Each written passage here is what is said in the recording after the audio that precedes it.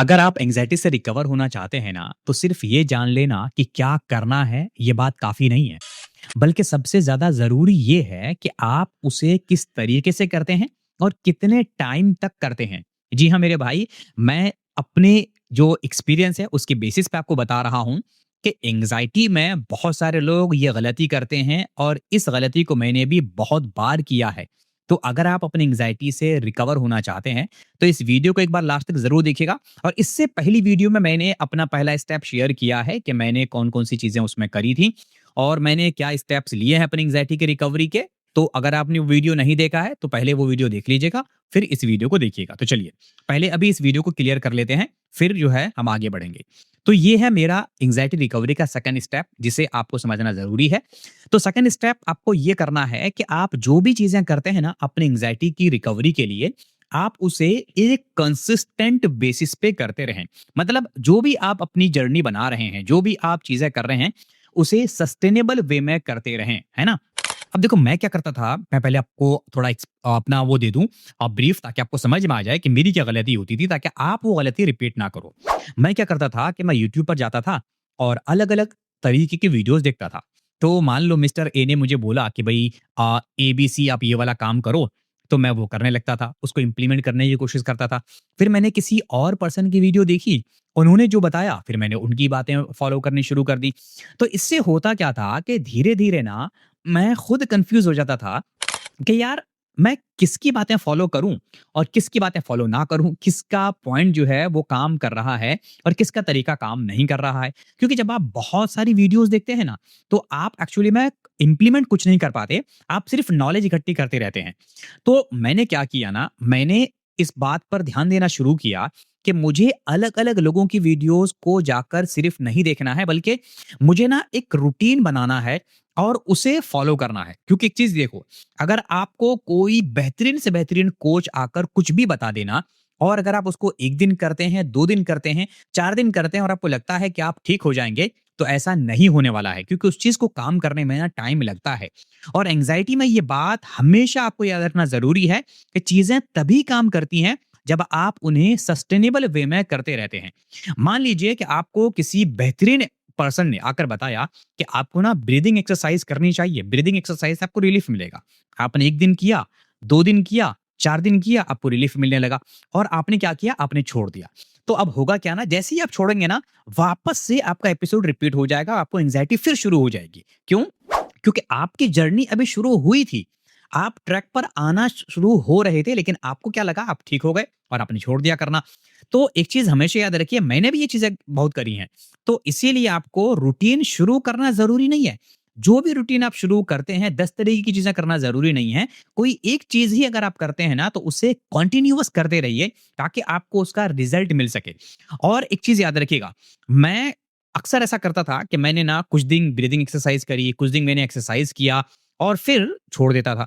क्योंकि अक्सर ऐसा होता है कि हम ना आलस के मारे कि यार चलो आज छोड़ दो, आज क्या ही करना है, कल कर लेंगे। और इसी वजह से हम कभी एक्सरसाइज नहीं कर पाते, कभी ब्रीथिंग एक्सरसाइज नहीं करते और इस तरीके से आज का काम कल पर टालते रहते हैं। और इससे होता क्या है कि हमारी हालत ना धीरे-धीरे और खराब हो जाती है। तो देखो होता क्या है कि जब आप एक दिन छोड़ोगे ना, तो दूसरे दिन आपको लगेगा कि यार चलो कल नहीं किया था, आज छोड़ो कल कर लेता हूँ। और आप ये करते-करते ना हफ्ता दिन निकाल दोगे और जिस दिन आपको पैनिक अटैक आएगा, उस दिन आपको लगेगा कि यार सब कुछ करना है और फिर आप अचानक से क्या करोगे ना, इसकी वीडियो, उनकी वीडियो, सारी वीडियोज़ देखोगे, जगह-जगह से नॉलेज इकट्ठी करोगे और फिर सारी चीज़ें आप एक साथ करना शुरू कर दोगे। उससे आप जो है और ज़्यादा अपने लिए प्रॉब्लम क्रिएट कर लोगे और यही चीज़ें मैक्सिमम लोग करते हैं। मैं भी यही करता था कि जब पैनिक अटैक आए तो ऐसा लगता था कि मतलब खाने पे कंट्रोल, इस पे कंट्रोल, उस पे कंट्रोल, ये नहीं करना, वो नहीं करना, एक्सरसाइज़ करना, सब कुछ शुरू कर देता था। लेकिन जैसे ही थोड़ी-सी रिकवरी हुई, सब फिर से वापस से उसी ट्रैक पे आ जाता था। तो याद रखो कि जब आपका माइंड शांति की तरफ आना शुरू करता है ना, जब आप रिलैक्स होना शुरू करते हैं ना, तभी एक्चुअली में आपको आपका रूटीन छोड़ना नहीं होता है। और हमेशा हम लोग क्या गलती करते हैं कि जैसे ही थोड़ी-सी रिकवरी शुरू होती है, हमको लगता है कि यार अब तो सब कुछ ठीक हो गया, अब तो सब कुछ नॉर्मल हो गया और अब हम वापस से अपनी जो पहले वाली ज़िंदगी थी उसी की तरफ चले जाते हैं। तो एक चीज़ याद रखिएगा, जिस पॉइंट पर आकर आप ये सब करते हैं ना, उसी पॉइंट पर आपको रूटीन छोड़ना नहीं है, क्योंकि अगर आपने छोड़ा ना, तो आपकी चीज़ें फिर वापस से वहीं आ सकती हैं, जहाँ पर आप अभी हो।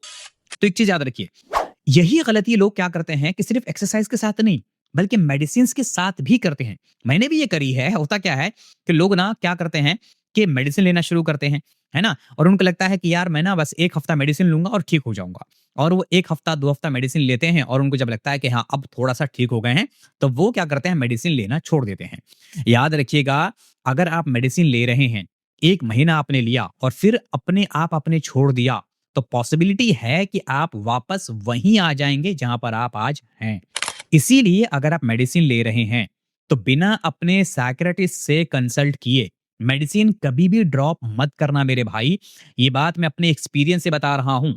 किसी तीसरे व्यक्ति के कहने पर बिना साइकियाट्रिस्ट से कंसल्ट किए मेडिसिन अगर आपने ड्रॉप की, तो पॉसिबिलिटी है कि आपके मेडिसिन और लंबी चलेगी। अगर पहले आपके साइकियाट्रिस्ट ने बोला था ना कि 6 महीने मेडिसिन खाना पड़ेगा, और अगर आपने ऐसे ही किया, तो शायद आपको मेडिसिन 6 महीने के बजाय 9 महीना खाना पड़ जाए।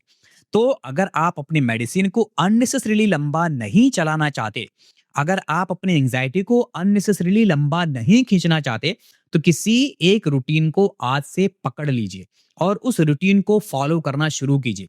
चाहे वो 5 मिनट की ब्रीदिंग एक्सरसाइज हो, चाहे 2 मिनट की ब्रीदिंग एक्सरसाइज हो, चाहे आप वॉक कर रहे हो, कुछ भी हो, थोड़ी बहुत एक्सरसाइज ही सही, लेकिन उसे रेगुलर बेसिस पे करते रहिए।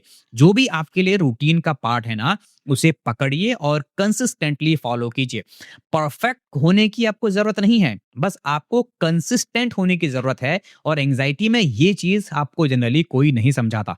और फिर से याद रखिएगा, मैं आपको बता रहा हूं कि 1 महीना, 1.5 महीने, 2 महीने बाद आप देखेंगे कि जैसे ही आप सही हो रहे हैं ना, तो फिर आपको वहां छोड़ना नहीं है, बल्कि जब आप ट्रैक पर आ रहे हैं, तो उसको थोड़ा-सा लंबा चलने दीजिए, क्योंकि यहीं से आपकी जर्नी शुरू होगी। और किस तरीके से आप बेटर बेटर होते चले जाएँगे, ये आपको पता भी नहीं चलेगा। मैंने खुद यही चीज़ें की हैं, कोई अलग से बहुत सारी चीज़ें नहीं करी हैं। मैंने भी बहुत नॉर्मल सी चीज़ें करी हैं, लेकिन उसको तरीके से किया है। तो अगर आप उन तरीकों को सीखना चाहते हैं कि मैंने कैसे किया, कैसे नहीं किया, तो आप मुझसे कनेक्ट कर सकते हैं। नीचे डिस्क्रिप्शन बॉक्स में ना आपको मेरे टॉपमेड आईडी का लिंक मिल जाएगा। आप वहाँ पर मेरे साथ कॉल बुक करके डायरेक्टली बात कर सकते हैं। और अगर आप चाहें तो मेरा कोर्स है, आप उसे भी जॉइन कर सकते हैं। मैंने उसमें अपनी सारी बातें जो मैंने सीखी हैं, उसे शेयर करने की कोशिश करी है।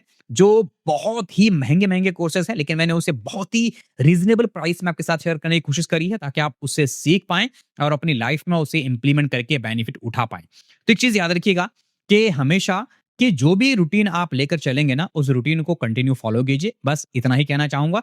और हमेशा इस बात का ध्यान रखिएगा कि इधर-उधर किसी की बातों पर आके अपने आप के ऊपर कोई एक्सपेरिमेंट करने की कोशिश मत कीजिएगा।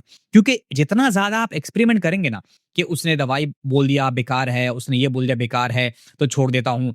एक्चुअली में ना हमारी मेंटालिटी क्या है ना, कि हम लोग जब फीवर होता है तो मेडिसिन लेना प्रेफ़र करते हैं। लेकिन अगर मेंटल हेल्थ से रिलेटेड कोई दिक्कत हो गई ना, तो हम लोगों को लगता है कि मेडिसिन तो लेनी ही नहीं चाहिए। जबकि आप सोच कर देखो ना, अगर आप अपने फ़ीवर के लिए मेडिसिन ले रहे हो, तो उसके लिए मेडिसिन क्यों नहीं लेना है? तो यही चीज़ समझना ज़रूरी है।